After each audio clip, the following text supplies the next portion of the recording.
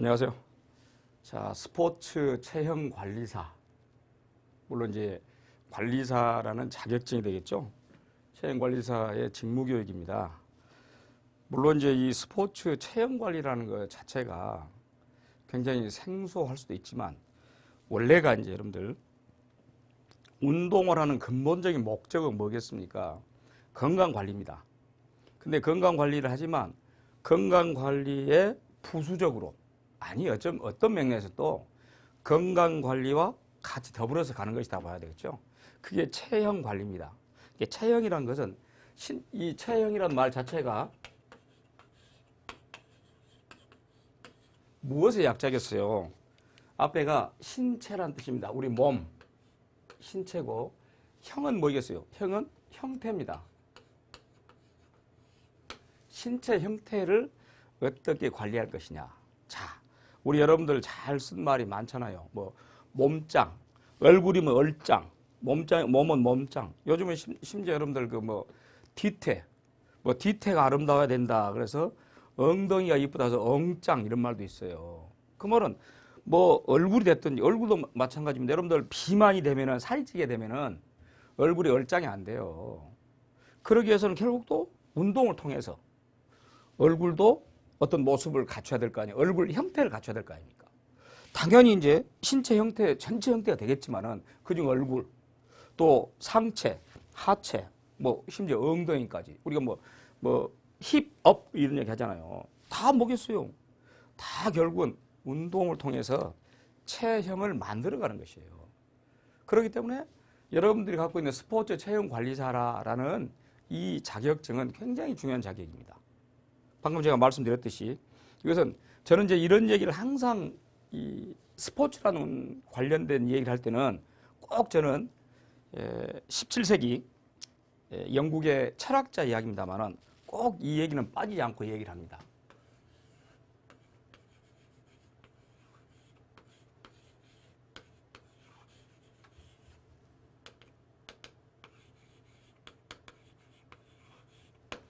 사운드 바디, 사운드 마인드 그래요. 자, 여기는 사운드라는 것은 여기서는 형용사입니다. 동사가 아니에요. 그래서 건전한 신체, 바디니까 사운드라는 것은 건전하다는 뜻입니다. 건강하다. 건전한 신체, 자, 사운드 마인드, 건전한 정신. 저는 이것이 어떤 사람들은 거꾸로 얘기하는 사람도 있어요. 정신이 맑아야 신체가 맑다. 저는 아니에요. 뭐 그렇다고 제가 뭐 유물론자는 아닙니다만은 항상 신체 여러분 보세요. 어떤 신체적인 컨디션이 좋아야지 정신도 맑잖아요. 잠을 못 자보세요. 또 피로에 한번 시달려 보세요. 그렇게 되면은 신체 자체가 굉장히 처지게 돼 있잖아요. 그러면 마음도 역시 그런다 그 말이에요. 여러분들 감기 걸리면 어쩝니까? 감기 걸리면은 신체가 굉장히 컨디션이 안 좋잖아요. 사운드 바디가 안 된 것이야. 그러면은 마음도 어쩝니까? 왠지 우울하잖아요. 그래서 저는 그래서라도 이 건강한 신체, 즉 이 건강한 신체란 말 자체가 이걸 어떻게 해서 가꿀 것이냐. 즉 무엇을? 신체의 형태를 어떻게 가꿀 것이냐. 그래서 체형 관리사라 라는 자격이 나온 것이에요. 저는 굉장히 중요하다고 생각합니다. 그러기 위해서는 물론 이제 이 스포츠 체형 관리사가 되기 위해서 또 됐습니다. 됐는데 이제 앞으로 어떻게 해서 일반 고객들 또 일반인을 상대로 해서 제대로 할 것인가. 그것은 방금 제가 말했습니다마는 이 신체적인 것, 바디, 신체적인 것도 제대로 교육을 해야 되겠지만 마인드, 정신적인 것도 교육을 해야 된다는 것이야. 두 가지는 항상 바디와 마인드는 같이 묶어서 가는 것입니다. 어느 하나를 떼놓고 이야기할 수 없어요. 자, 그래서 그렇기 때문에 우리가 맨 처음에 이제 이 스포츠 체형 관리라고 해서 맨 처음에 들어가는 것이 스포츠 심리학입니다. 자, 심리학. 원래는 이제 심리학은 원래는 정신심리학, 뭐 병리심리학 이쪽이 맨 처음에 나온 것이죠. 요즘 여러분들 뭐 심리학 그러면은 프로이드의 뭐 정신 분석학이랄지 굉장히 많습니다. 그런 부분이. 그런데 이제 문제는 스포츠하고 심리하고 결합하면 어떨 것이냐. 그러니까 스포츠는 바디입니다요. 스포츠는. 근데 심리학은 뭡니까? 마인드입니다. 그래서 제가 말했잖아요. 사운드 바디, 요 바디. 이게 스포츠라니까 운동을 통하여 건강한 신체를 만든 것이에요. 그러기 위해서는 또 건강한 정신도 심리학적으로 따라와야 되는 것이에요. 그래서 오늘날에 와서는 이 스포츠 심리학이라는 것 자체가 굉장히 중요시합니다. 예컨대 여러분들 그 뭐 골프는 멘탈 게임이다 이런 얘기도 하고 또 그 프로 운동, 프로 스포츠의 어떤 선수들이 실력이 갖고 있는 기량보다 실력이 안 나온다 라고 했을 때는 반드시 또 그 스포츠 심리사들에게 상담을 하고 컨설팅을 하고 이렇게 하는 것입니다. 왜? 결국 인간은 두 가지로 구성되어 있잖아요. 뭡니까? 겉으로 드러난 것은 육체, 신체고 그 속에 또 담겨 있는 것은 마인드, 정신이고 그게 심리학입니다. 그래서 스포츠 심리학 그러면은 아주 쉽게 생각하면 스포츠 운동 경기, 스포츠 이런 것들을 어떤 상황에 맞게끔 거기다가 응용하는 심리학적인 것이다. 스포츠 심리학이. 그래서 결국은 스포츠 심리학이라는 것 자체는 왜 존재하냐? 그것은 바로 운동 선수의 경기력 향상입니다.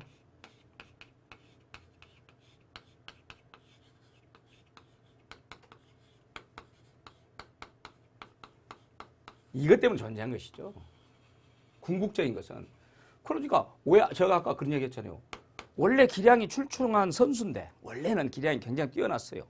그런데 자꾸 번번이 시합에서 제대로 성적을 못 내. 저는 늘상 이제 우리나라도 뭐 프로 스포츠가 많잖아요. 많은데도 불구하고 저는 그 중에서도 가장 제가 관심 있게 이제 본 종목은 야구입니다. 프로야구인데 야구 다른 것이 중요한 게 아니에요. 야구 중에서 가장 이제 이 심리학, 멘탈이 강해야 된다. 마인드가 강해야 된다. 라는 것은 어떤 부분이냐? 저는 마무리 투수라고 생각해요.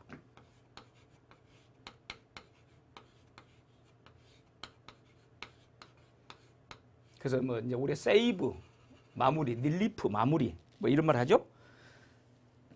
보세요 여러분들. 1대 0이라는 상황을 가정해 봅시다. 지금 1대 0이야. 그래서 이기고 있는 지금 팀이 1점을 냈어요. 그리고 이제 거꾸로 9회 말에 지고 있는 팀의 지금 공격을 투수가 이걸 막아야 됩니다. 그런데 여러분들 야구란 것 자체가 그러잖아요. 18.44m에서 던집니다. 투수가. 그럼 그 투수판에 스트라이크 존이라는 것은 물론 최근에는 이제 또 투수를 더 유리하게 존을 넓혀놨긴 합니다만은 사실은 그 스트라이크 존에 들어갈 수 있는 공은 야구 공으로 20개가 채 안 됩니다. 그 정도밖에 안 돼요. 20개 정도. 근데 그것을 어떤 코너에 정말로 컨트롤을 잘해서 제어를 해서 던진다는 거 쉽지 않죠. 또 높낮이도 있고. 그러니까 그런 부분에서 자기 마인드, 멘탈이 굉장히 강해야 돼요. 쉽게 우리 잘 쓴 말로 배짱이 강해야 돼요. 근데 결국 뭡니까? 신체적으로 아무리 건강해도 멘탈이 안 되면 안 되는 것이죠. 그 결국 스포츠, 그래서 심리학이 작동한 것이고 궁극적으로는 선수의 경기력을 향상시키기 위해서 심리학이 있다라고 보면 돼요. 그래서 심리학은 말 그대로 스포츠 상황에서 그 운동선수의 행동을 연구해서 거기서 잘 적용하게끔. 그래서 물론 이제 그 스포츠 심리학이 갖고 있는 분야는 많습니다. 뭐 운동을 제어시킨다든지 운동을 발달시킨다든지 특히 운동의 학습 능력. 그래서 원래 이제 심리학에서는 학습 이론이라는 것이 원래 맨 먼저 나왔어요. 여러분 잘 아는 파블로프의 그런 또 SR 이론도 나오겠습니다만은. 그래서 이제 이런 부분이 적용하는 그런 스포츠 심리학. 물론 스포츠 심리학의 역사는 그렇게 길지는 않습니다. 심리학 자체도 여러분들 분트라는 사람이 심리학을 맨 처음 들고 나왔는데 독일의 분트가 심리학도 이 학문으로서 정립된 것은 그리 오래지 않아요. 19세기였습니다. 19세기. 이 심리학이 학문으로서. 근데 이 스포츠 심리학은 물론 스포츠 심리학도 그 심리학의 한 부분으로서 접목이 되게 된 것이 바로 이제 태동기라 그래서 19세기 말, 20세기 초. 그러다가 여러분들 이제 그 뛰어난 그리피스라는 그 심리학 교수가 있었어요. 일리노이 대학의 교수인데 그 부분이 이제 이 실험실에서 심리학을 접목시켜 봤고 준비기를 통해서 특히 이제 학문적으로 이 스포츠 심리학이 학문적으로 본 궤도에 올라서게 된 것은 20세기 중반 이후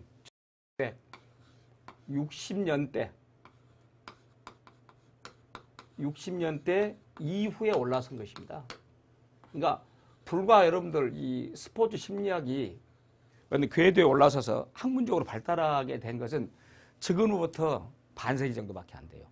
그러니까 한 50년 정도밖에 안 된다. 물론 지금은 이 현대의 스포츠 심리학이라는 것은 굉장히 광범위한 분야에서 적용되고 또 그렇게 마인드 컨트롤을 잘 하게끔 해서 그 선수의 경기력을 향상시키고 그로 말미암아 어떤 각종 대회에서나 또 시합에서 아주 출중한 성적을 낼 수 있게끔 그렇게 돼가는 것이죠. 물론 우리나라 같은 경우는 일천합니다. 굉장히 짧습니다. 특히 우리나라는 1988년에 서울올림픽이 있었는데 그 서울올림픽이 스포츠 과학, 심리학을 접목시키는 스포츠 과학이 한 단계 업그레이드 되는 그런 시기를 거친 것입니다. 여하튼 이 스포츠 심리학의 역사라는 것은 그렇게 오래된 것은 아니다. 그리고 세계적으로도 그러고 특히 우리나라 같은 경우는 더욱더 일천하다, 짧다라고 보시면 돼요. 이 스포츠 심리학이라는 것이. 자, 그럼 제가 그런 얘기 했죠. 이 심리학을 적용시키고 또 궁극적으로 그렇게 해서 운동 연습을 시켜서 선수의 경기력을 향상시킨다. 그래서 나온 것이 이제 운동학습 이론인데 다른 이론은 차치하고 운동학습 이론 중에서 가장 운동이라는 것은 여러분들 그래요. 심리학적인 부분을 육체적으로 표현해 주면 되는 것이 운동입니다. 그러니까 어떤 사람들은 그냥 힘만 좋고 기능만 뛰어나면 운동 잘할 것이다. 그렇지 않습니다. 이 신체적인 조건이 좋더라도 그 선수가 갖고 있는 기본적인 마인드가 안 돼 있다든지 또 그 선수가 갖고 있는 어떤 학습이란 부분. 그러니까 아무리 여러분들 힘이 장사라고 해도 보세요. 힘이 장사라고 해도 여러분 역도 선수는 상하체를 보면 얼마나 발달되어 있습니까? 뛰어나게 발달되어 있죠. 또 육체미 선수들은 어쩝니까? 우리 헬스로 다져진 피트니스로 다져진 선수들은. 그런데 그런 선수들이 씨름을 하면 잘할 것 같습니까? 안 돼요. 왜 안 될까요? 그것은 바로 운동학습 이론이 접목이 안 되니까 그런 것이에요. 그래서 이제 운동학습 이론에서는 가장 우리 심리학적인 차원에서 가장 행동주의 학습이라 해서 가장 접목시킬 수 있는 부분이 SR 이론입니다.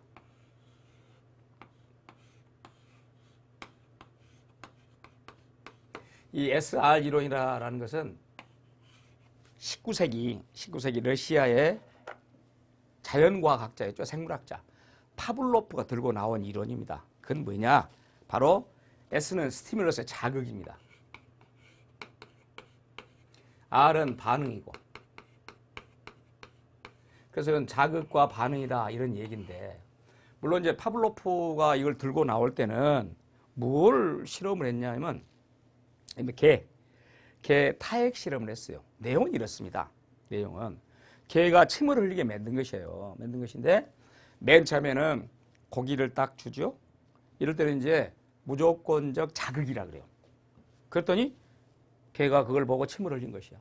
그때 반응은 무조건적인 반응입니다. 자, 그런데 이제 이것을 계속 조건 형성을 해보고 자동적으로 나오게끔 하는 것이에요. 그래서 어떻게 했습니까? 일단 고기를 내기 전에 종을 쳐봤습니다. 종을 침과 동시에, 그것도 길면 안 돼요. 1, 2초 사이에 두고 고기를 내놨어요. 침을 흘렸네. 그러니까 종을 치고 고기 내놓고 침을 흘린 것이에요. 지금 이제 이건 조건 형성 과정입니다. 그러다가 나중에 이제 그 조건 형성이 잘 되면은 종만 쳐요. 이건 조건 자극이라 그래. 그랬더니 침을 흘린 것이야. 조건 반응이라 그러죠. 조건 자극의 조건. 이 과정이 계속 반복된다. 저는 그래서 운동은 실제 그러잖아요. 당구 선수들이 요즘 우리나라도 그 당구장이 세계에서 우리나라 같이 당구장이 많은 데가 없답니다. 원래 당구는 원래 벨기에에서 나왔어요. 그 원산지가 사실은 당구가. 그런데 우리나라는 원산지보다 더 많아요. 특히 우리나라 사람이 갖고 있는 이 손에 대한 재주. 저는 우리나라 사람은 DNA가 손으로 뭔가를 하는 DNA가 굉장히 발달하다고 생각해요.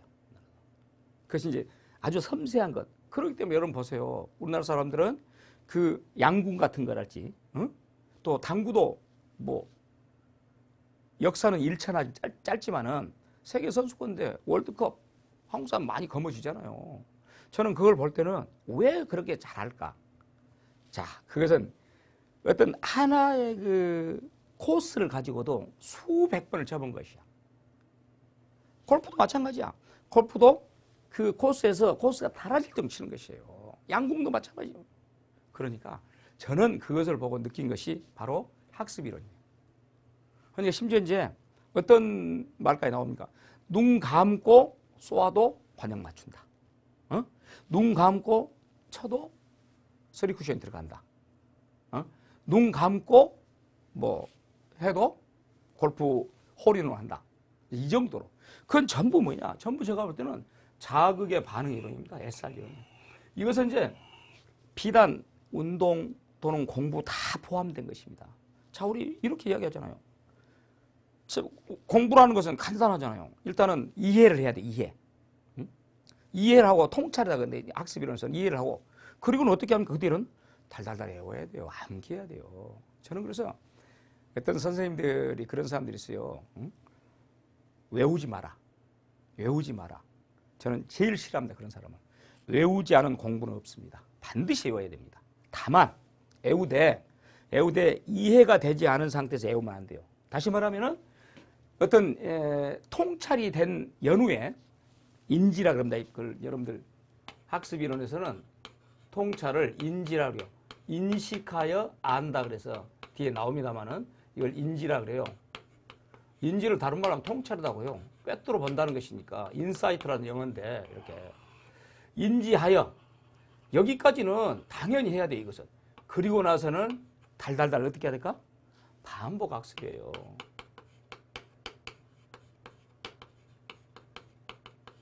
특히 스포츠에서는 더욱 적용됩니다. 이게 일반 공부보다 공부도 마찬가지입니다. 공부도 일단 이해하고 나서는 달달달 암기를 해야지. 암기 없는 공부는 없어요. 다만 아까 말했지만 이해가 전제가 되고 그러니까 운동학습 이론 중에서는 어떤 맥락에서는 가장 중요한 것이 SR 이론이다. 여러분 보세요. 저도 뭐 적어도 하루에 짧게는 30분, 길게는 1시간 정도 운동을 합니다. 물론 지금 뭐 이쯤에 와서 이 정도 이 나이에 와서 이제 무슨 뭐 미스터 코리아 나가려고 그런 건 아니에요. 헬스클럽에 가든지 우리 집 주변에서 산책을 하든지 간에 격한 운동을 하지 않지만 늘상 계속 반복적인 운동을 합니다. 똑같은 운동. 사실은 운동이 굉장히 실증이 잘 나는 것이 운동이에요. 왜 그럽니까? 운동은 계속 반복적인 행동이기 때문에. 공부는 그렇지 않잖아요. 공부는 국어도 하다가 영어도 하다가 국사도 하다가 이렇게 하잖아요. 그런데 운동은 그런 것이야. 그럼에도 불구하고 그렇게 계속적으로 반복을 하게 되면은 일단 무엇이 만들어집니까? 체력이 단련되면은 일단 자기 자신의 신체가 밖으로 보여주는데, 외모로 보여주는데 자신이 생기는 것이에요. 그게 뭡니까? 그게 바로 체형 관리라고 그래요. 그러니까 여러분들, 지금 뭐 표현이 좀 그렇습니다만은 특히 여자분들이 결혼해가지고 애를 한두 명 낳고 체형 관리를 안 해버리잖아요. 그러면은 이제 30대 후반이 되고 40대가 되면 어떻게 됩니까? 바스트, 웨스트, 힙이라고 all 40. 그래서 이제 남편들이 이제 우스갯소리를 그러잖아. 당신 어떻게 통나무야 이렇게 말하잖아요. 저는 그래서라도 그 남녀를 불문하고 이 학습 이론이라는 측면에서는 지속적으로 반복적으로 하게 되면 그렇게 되면은 체중도 가장 우리가 다이어트라 그런 얘기를 하잖아요. 저는 다이어트라는 것도 그렇게 좋아하진 않아요. 기본적인 체중을 가지고 있으면서 일단은 반복 학습을 통해서 잘 쓴 말로 S라인을 만들든지 들어갈 때는 들어가고 나올 때는 나오게 한다든지 이게 바로 이제 학습 이론에 입각한 그런 스포츠의 어떤 체형 관리가 되지 않을까라고 얘기를 하고 그보다 운동 기술을 학습한 과정은 제가 방금 말씀드렸지만은 실제 3단계입니다. 인지, 연합, 그 다음에 자동화라 그래요. 자, 무슨 말이냐? 과정이 운동기술 학습 과정인데 아까 인지했죠? 그 다음에는 연합, 그 다음에는 자동화. 이걸 이름하여 이제 운동기술의 학습 과정이라 이렇게 말하는데, 자, 인지는 제가 아까 이야기했죠. 인지라는 것은 어떤 학습에 필요한 무언가를 정확히 알아내는 것이야. 인식하여 안다 그런 뜻이니까. 그래서 이제 물론 그것은 이제 스스로 학습자가 혹은 내가 지금 내 체형을 관리하겠다. 혹은 내가 체형 관리를 해주겠다. 그러면 대상에게, 피교육생에게 자, 이러이러한 부분, 예컨대 상체를 이렇게, 하체를 이렇게 하자. 그래서 맨 좀 가르쳐줘요. 이게 첫 번째 단계고, 그렇게 되면은 2단계는 이제 뭐냐? 정교화 단계입니다. 연합이라는 것은 세분화시키고 정교화시키는 단계가 되는 것이에요. 그러니까 이것은 결국은 연합, 이 정교화 세분화시키는 단계에서 어떻게 해야 되겠습니까? 그것은 계속 지속적으로 반복 학습을 통해서 어떤 부분을 확실하게 만들어준 것이야. 정교하게.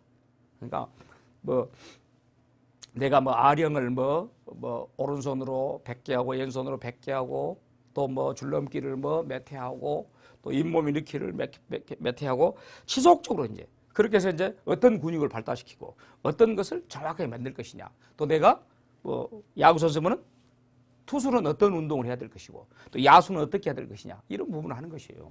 그리고 나서는 이제 자동화입니다. 자동화란 말 그대로 뭡니까? 그것은 그냥 둬도 된다는 것이지. 그냥 둬도 자동적으로 모든 것이 이루어진다. 자동화. 그러니까 자연스럽게. 그러면 아까 제가 그런 얘기 했잖아요. 이제 자동화 단계에서는 어떻게 뭐 인지가 필요 없이 딱 눈 감고도 모든 것이 이루어질 수 있는 그런 것이 결국은 이제 자동화 단계다.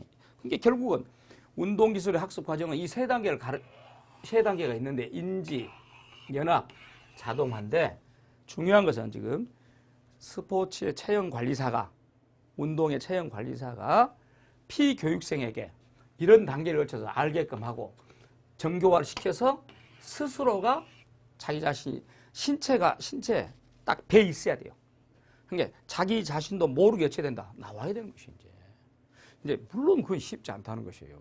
그게 쉽겠습니까? 자기도 모르는 상태에서 그게 나오게끔. 그럼 얼마나 많은 과정, 얼마나 많은 아까 말한 SR, 반복 학습 이걸 통해서 이루어질 것이냐라는 것이 자, 그 부분이 운동 기술의 학습 과정이 되겠고 그다음에 운동 학습과 연습 제가 이야기했잖아요. 연습이라는 건 얼마나 중요한 것인가 라는 얘기를 했는데 연습은 결과적으로는 우리가 체형 관리를 한다든지 또는 어떤 종목에 있어서 두각을 나타낸다든지 라고 하는 것은 마치 공부한 사람이 책상에 얼마나 오래 앉아서 공부하냐와 더불어서 똑같습니다. 그러니까 여러분들 운동이나 공부는 타고난 천재는 없어요. 천재도 저는 항상 그럽니다. 제 아들 녀석도 운동선수입니다만은 이제 타고난 것은 그런 것은 있어요. 운동신경이랄지 그런 부분은 타고납니다. 그러나 타고났다고 해서 연습을 게으리 한다든지 또는 정말 나태한 그런 생활 패턴을 갖는다든지 특히 이제 운동선수 같은 경우는 어쩝니까? 쓰는 근육이 달라집니다. 예컨대 골프 선수는 어떤 근육, 야구 선수는 어떤 근육, 축구는 어떤 근육, 다 근육이 달라요.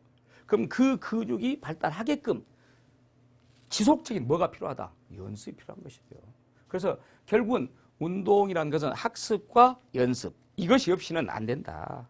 그래서 결국은 이제 그것을 학습을 통해서 신체의 특정 부위들이 기억을 하게 됩니다. 기억을 하니까 운동에서 어떤 상황에서 어떤 샷을 한다, 어떤 또 슬로우를 한다? 어떻게 캐치를 한다? 할 때는 자기도 모르는 상태에서 그 기억된 근육이 작동을 한 것이에요. 그게 결국 뭐냐고 말해요. 그것이 운동학습과 연습의 결과로 나타난다 라고 보면 됩니다. 그렇게 해서 또 그렇게 하다 보면은 결국은 무엇도 이루어지냐? 운동에서 학습된 것이 옮겨집니다. 그걸 이제 운동학습의 전이라고 그래요. 전이라는 것은 이렇게 생각하면 됩니다. 자, 하나를 가르쳤더니 10개를 알더라. 이게 전이에요. 그러니까 운동선수들 자체가 아까 제가 말했잖아요. 근데 심리학적으로 제대로 작동이 되지 않으면 전이가 되지 않아요. 그러니까 어떤 선수들에게는 굉장히 학습 효과가 뛰어나다고 말하지 않아요? 조금만 가르쳐도 금방 알아듣더라. 그 말은 지금 뭘까? 바로 학습의 전이가 잘 일어난다는 것이야. 그 전문 용어로 학습의 전이라고 그래요. 그러니까 전이가 잘 일어나면 그만큼 잘 받아들인다. 우리가 뭐 쉽게 말하면 스폰지처럼 잘 받아들인다. 그런 얘기를 하잖아요. 그것이 결국 이제 이 운동 학습과 연습을 통해서 전이까지 나오게 된다라는 얘기죠. 자, 그 다음에 이어서 가볼까요? 자, 운동의 발달. 자, 발달이라는 것은 우리가 그러죠. 뭐 심리학적인 차원에서 보더라도 또는 우리 학습적 차원에서 보더라도 발달이라는 것은 일단 어쩝니까? 어떤 일정한 순서가 있는 것이죠. 물론 또 단계가 있습니다. 그러니까 맨 처음에 우리가 유아기, 영아기, 유아기, 아동기, 청소년기, 성년기 이렇게 되잖아요.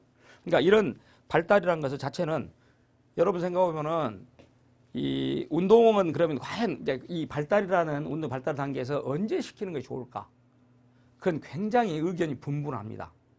그 말은 지금 무슨 말이냐면은 아직 골격이 뼈가 이 우리 인간의 골, 인골, 사람의 뼈가 확실하게 굳혀지지 않은 단계에서 시키는 게 좋냐? 또는 뼈가 어느 정도 골격이 생기고 형성되고 나서 운동을 시키는 게 좋냐? 그건 분분합니다만은 일반적인 그 이론에 의할 것 같으면은 대략적으로 10세 전후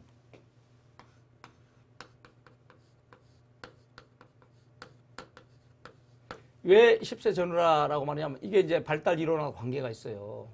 이 말이. 뭐 가끔 그 운동의 천재들이라고 해서 그가 언제부터 운동했는가 예컨대 타이거 우즈, 골프의 타이거 우즈 그러면은 뭐 4살 때, 3살, 4살 때부터 골프채를 잡았다. 물론 잡기는 했겠죠. 근데 그때부터 뭐 쉼없이 연습을 한다. 그건 아니겠죠. 일반적으로 여러분 대부분 그 운동선수들이 데뷔할 때 보면은 시작할 때 보면 10세 전후입니다. 만으로 따지면은. 만 10세 전후 그러면 초등학교 한 3학년, 4학년. 이쯤. 초등학교 3, 4학년. 이쯤에서 이제 시작한다 그래요. 왜 그러냐?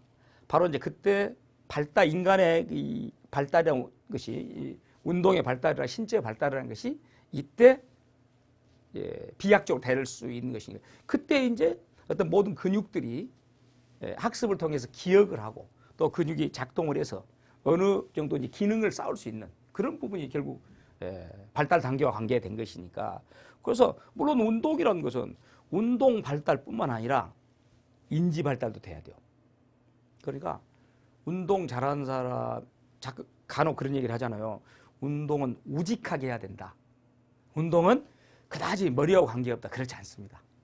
제가 볼 때는 운동선수는 오히려 공부하는 사람보다 더욱더 인지 발달, 이 지능 발달이 중요하다는 것이야. 그러니까 운동 발달과 지능. 또 운동 발달과 지능만 있어도 안 되겠죠. 또 무엇도 있어야 됩니까? 사실은 이 운동선수들이 갖고 있는 가장 또 약한 것이 사회성입니다. 또 사회성이랄지 감성의 어떤 문제들. 그러니까 운동선수들이 사고 치면 또 우리가 뭐라 합니까? 그럴 줄 알았어. 언제 운동하느라고 사회성을 길렀겠어. 언제 운동을 하고 인간성, 윤리성, 도덕성 길렀겠어. 이런 얘기 하잖아요. 그러니까 이 발달한 운동선수 발달이라는 것은 비단 신체 발달, 운동 발달 겉으로 드러난 것뿐만 아니라 무엇도 필요하다? 이런 인지, 사회성, 또 윤리성, 감성, 도덕성 발달도 필요하다. 그것이 결국 뭡니까? 결국 운동선수로 하여금 오히려 운동선수가 욕먹지 않게끔 할 수 있는 그런 부분이 되지 않을까요? 그런 부분입니다. 자, 그 다음에 이제 운동 발달 단계인데 방금 제가 말했지만은 물론 이제 단계는 성인기까지 쭉 봅니다만은 일단 영아기라는 것은 이제 가장 태어나서 한 1, 2세 전까지 영아기라고 그러고 그 다음에 유아기라 그러면은 2, 3세 그 다음에 학교 가기 전에 미취학기 보통 이제 미취학기 그러면은 6세 이전까지 2, 3세부터 그리고 취학기, 학동기라는 것은 초등학교에서부터 중학교까지. 근데 가장 그래서 이제 이 운동 발달 단계에서 아까 제가 말했습니다만은 일단 학동기, 학교 다니는 시기, 그 시기가 가장 중요하지 않냐. 대부분 그렇게 말해요. 운동 발달 단계에 있어서.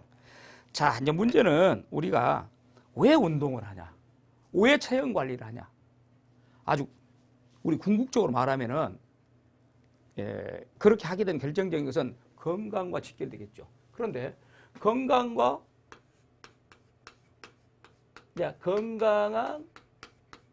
신체와 관계된다. 물론 신체 아까 제가 말한 건강한 마음도 적용된다. 이렇게 말하죠. 근데 문제는 건강한 신체, 마음인데 이게 궁극적이 뭐냐 그 말이야. 궁극적으로는 삶의 질의 향상입니다. 이게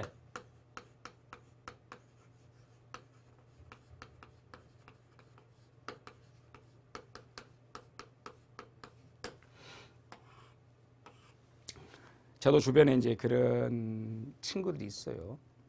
아니, 뭐, 결국 유명을 달리했으면 재산도 많고, 제가 볼 때는 굉장히 건강했어요. 그리고 요즘 시대에, 여러분 보세요. 요즘 시대에 술, 담배도 하지 않고, 그리고 육고기도 굉장히 뭐, 걸러서 먹은다 그럴까? 그렇게 깨끗하게 먹는 거죠. 주로 이제 생선이랄지 채소랄지 이런 것만 즐겨 먹는 친구가 있는데 죽었습니다. 죽었어요. 근데 죽은 이유가 다른 것이 아니에요. 건강해요. 굉장히 건강한데 적으로. 근데 문제는 이거였어요. 마음인데 마음이라는 것에서 뭐냐? 스트레스입니다. 사업을 했습니다만은 사업을 하고 있는데 사업하는 과정에서 어떤 부모와의 갈등 그게 굉장히 컸어요. 그래서 불과 발병이 이제 스트레스성 암 그것이 발병해서 정확하게 한 6개월 정도 살다 죽었습니다. 저는 그것을 보고 물론 신체적인 건강 당연히 필요합니다. 그리고 또 그렇게 해서 아까 말한 대로 뭐 외모적으로도 멋있게 보여야 되고 또 체형도 잘 빠졌어요. 그 친구도 겉으로 잘 빠졌는데 궁극적인 게 뭐냐? 마음의 컨트롤이 제대로 안 된 것이야. 그러니까 다시 말하지만 사운드 바디, 사운드 마인드다니까. 결국 죽었어요. 그러니까 건강이라는 것은 결국은 건강은 딱 겉으로는 신체적인 건강만 건강은 아니다. 정신적인 건강까지.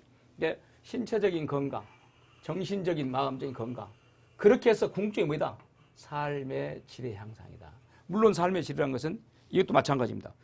육체적인 삶, 정신적인 삶 다 같이 결합될 수 있는 것이지. 근데 궁극적으로 우리가 왜 운동을 하며 아까 말한 건강 관리를 하며 왜 체형 관리를 하냐?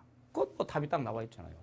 그렇게 되게 되는 것은 궁극적으로 건강한 삶, 또 이런 삶의 질의 향상. 물론 이제 삶의 질의 향상이라는 것 자체는 뭐 아까 말했지만은 건강한 신체, 건강한 마음. 물론 거기다가 또 요즘에 이제 하나 더 플러스 한다면은 어느 정도 물질적인 것도 갖춰야 됩니다. 실제 그래서 물질이 없는 또 삶의 질의 향상은 존재하지 않는다 그러죠. 그러니까 이 자본주의라는 지금 이 시대를 살아간다는 것은 결코 쉽지 않다는 것이죠. 왜냐하면 방금 제가 말씀했습니다만은 건강한 신체, 건강한 정신, 그럼 다 될 것 같잖아요. 또. 근데 거기에다 또 어느 정도의 물질적인 풍요.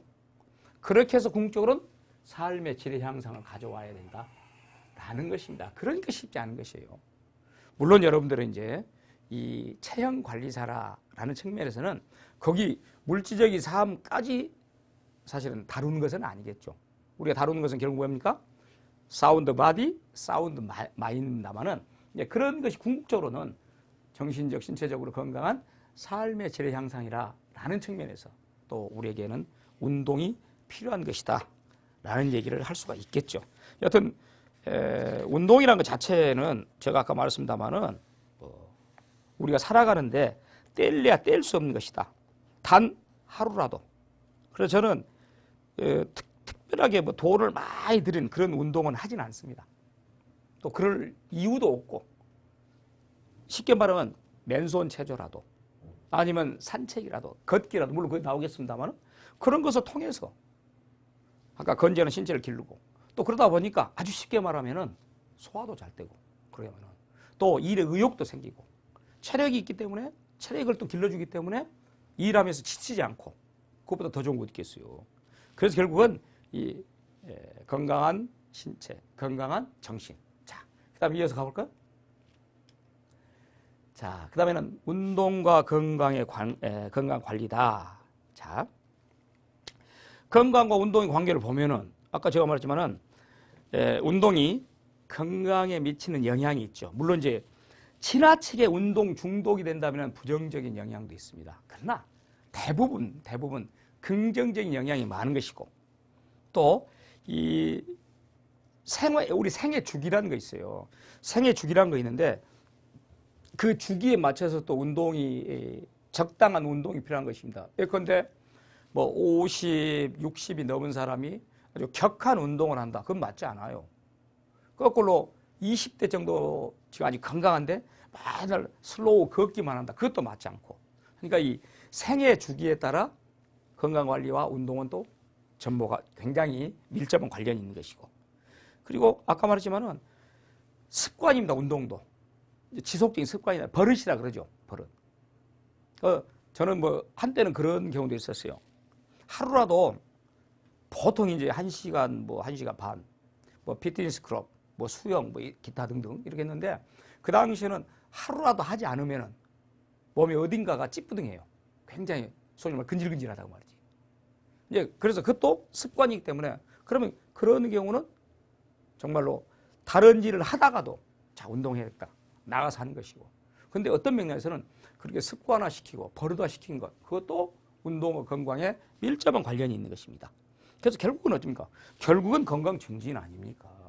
그래서 이제 그런 게 필요하고, 아까 말한 긍정적인, 제가 긍정적인 훨씬 많다고 했죠. 부정적인 것은 그렇게 많은 거 아니고, 그래서 긍정적인 보면은 가장 중요한 건 뭐겠어요?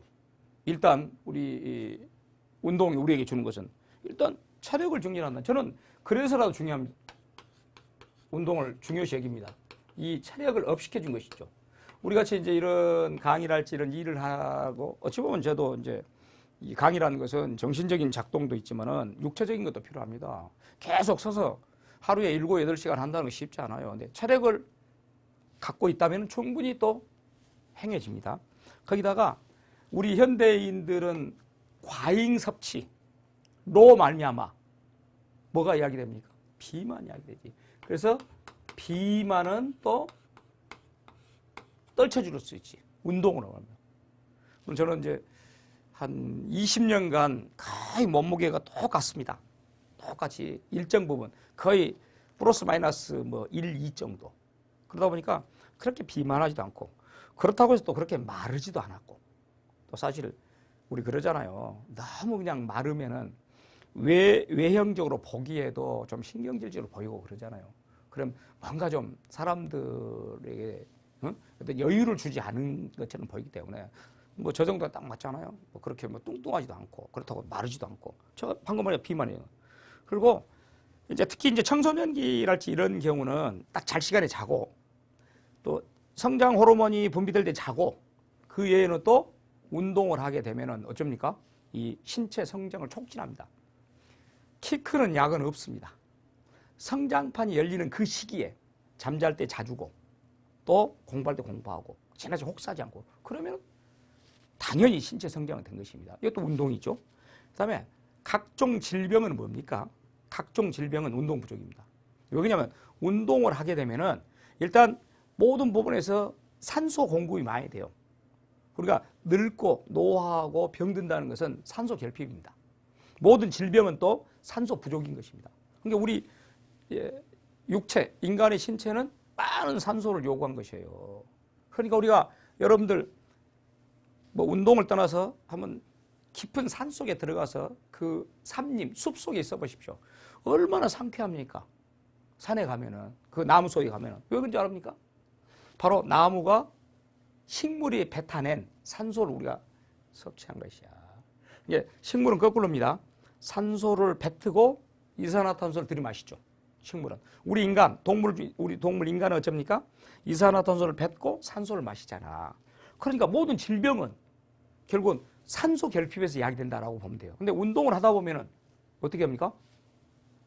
산소가 충분히 공급돼서 더 노화도 방지하고 질병도 예방하고 거기다가 또 우리 현대인들이 갖고 있는 또 가장 큰 문제는 뭡니까? 스트레스죠. 긴장. 이 긴장이 해소된다. 그러니까 운동을 하게 되면 어쩝니까? 신체가 릴렉스해지잖아요. 굉장히 민첩해지잖아. 그러니까 긴장이 해소되고 그로 말미암은 정신적 순환한 것은 카타르시스죠. 운동하는 순간은 여러분 보세요. 운동하는 순간은 굉장히 땀도 나고 힘들지만 딱 운동을 하고 나서 샤워를 한번 하고 딱 나와보세요. 얼마나 상쾌합니까? 그것이 결국은 방금 제가 말씀드렸듯이 스트레스도 해소시킨 것이고 그로 말미암아서 정신의 순환, 그냥 카타르시스, 정화라 그러죠. 그런 긍정적인 것. 또 아까 말했지만 산소를 많이 우리가 섭취하다 보면 노화를 예방합니다. 지연도 시키고 우리가 안티에이징이라고 하잖아요. 안티에이징. 그러니까 어떤 사람들 보세요. 여러분들 보면은 나이보다 더 늙게 보이는 사람들이 있어. 그런 사람들은 아주 뭐 결과론적으로 말하면은 운동 부족이에요. 그리고 사람이 늙고 병든다는 것은 산화한다 그럽니다. 산화. 이 말이 산성화라 그래요. 산성화라는 것 자체는 방금 제가 말씀드렸듯이 늙고 병드는 것인데 이건 산소가 부족한 것이야. 산소가 부족한. 산소를 많이 하게 되면 산화가 된 것이 아니라 안티에이징, 오히려 알칼리성화된다. 그러니까 우리가 음식을 먹을 때도 나이가 먹으면 먹을수록 신체는 산화, 산성화. 그러니까 뒤집어서 알칼리성 음식을 섭취해주면 좋은 것이에요. 특히 또 운동을 통해서 많은 산소를 산소를 들여 마셔서 신체 몸 자체를 알칼리성화 시켜주는 것이에요. 그게 안티에이징. 그런 노화를 방지한 것. 물론 이제 부정적인 것은 운동으로 말미암은 뭐 다칠 수 있는 부분이 있고 제가 이야기했죠. 또 운동의 또 문제 중에 하나가 운동 중독입니다. 이제 그렇게까지 가면 안 되겠죠. 그건 부정적인 것인데 운동 중독 현상에서 보면은 아까 저는 이제 결코 운동 중독은 아닙니다만은 가끔 이제 그럴 때가 있어요. 운동을 하면은 그냥 아주 열심히 하고 땀을 쫙 빼고 그러면 기분 좋다라는 것인데 그게 지나치게 되면은 또 아까 말한 하루라도 운동을 안 하면은 어딘가 찌뿌둥하고 그냥 껄쩍지근하고 근질거리고 그것이 심해지면 자칫 운동 중독. 그러니까 운동을 위한 운동을 하면 안 된다는 것. 그런 거 부정적입니다만 긍정적이 훨씬 많은 것이고 앞서 말했지만 이제 생애 주기별 운동의 습관은 그렇게 말했죠. 영유아기, 아동기, 청소년기, 성년기, 중년기, 노년기 각 그 시기별로 거기에 맞는 그런 운동들이 존재한다는 것. 그러니까 지나치게 나이가 먹어가지고 어떤 과격한 운동을 한다든지 그건 맞지 않습니다. 또 그래서도 안 되고. 그래서 우리가 이제 운동 중에서 가장 기본이 뭐겠습니까? 기본은 걷는 것입니다. 왜냐하면 인간이라는 것은 어차피 어떤 존재입니까? 움직이는 존재예요. 그리고 우리 인간이 이렇게 직립하게 된 것, 원래는 네 발로 걸었잖아요. 직립하게 된 이후로는 걷는 것 자체가 신체를 지지하고 신체를 발달시키는 가장 중요합니다. 그래서 가장 기본적인 것은 걷기 운동이다라는 것인데 그 걷기 운동도 가장 운동의 기본이면서 신체의 어떤 밸런스를 맞춰준다는 가장 좋은 것입니다. 어떤 사람 걷기 싫어하는 사람이 있어요.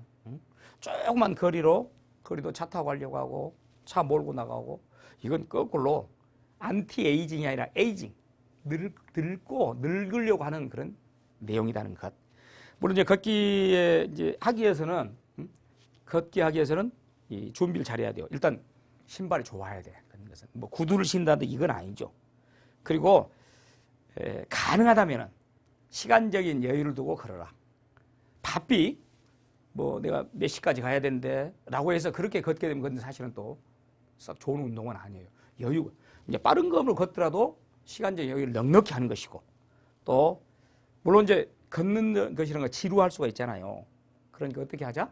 뭐 음악을 듣는다든지 또 똑같은 코스가 아니라 다른 코스를 가본다든지 그러죠. 실제 또 뭐 어떤 걷기 대회에도 한번 참여해보고 이제 그런 부분이 중요한 것이고 물론 이제 다양한 걷기 운동은 제가 아까 말했죠.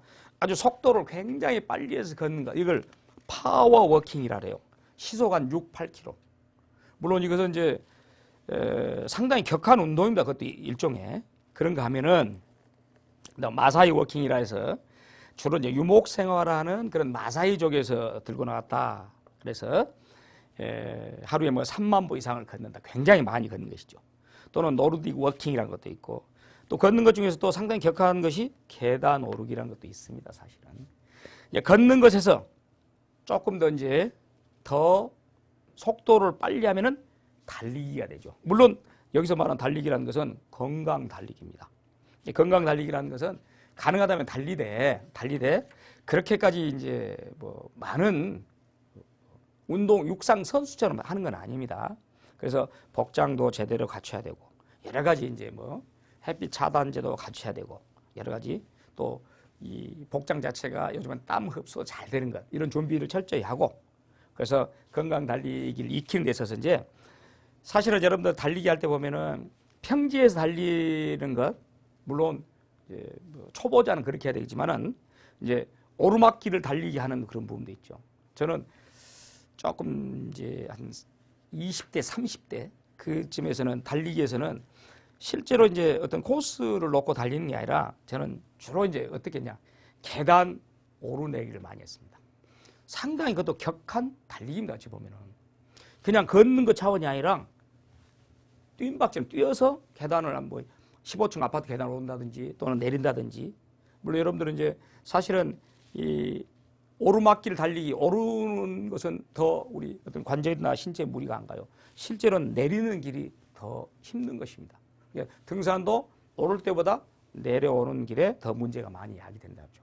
여하튼 이런 것들 그러니까 우리가 운동과 건강 관리라고 궁극적으로는 체형 관리를 하기 위해서는 이런 여러 가지 내용들 걷는 것 또는 뭐 달리는 것 물론 달리는 게 좋겠습니다만은 기타 등등 해서 건강한 체형을 만들어서 건강한 신체 혹은 건강한 정신이 깃들 수 있게 하는 것.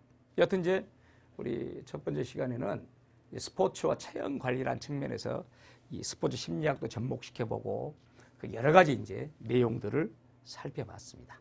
자, 그렇게 하고 이제 파트 2로 가서는 이제 실제 이제 어떤 건강한 생활이랄지 환경이랄지 그런 부분에서 다시 만나겠습니다. 감사합니다.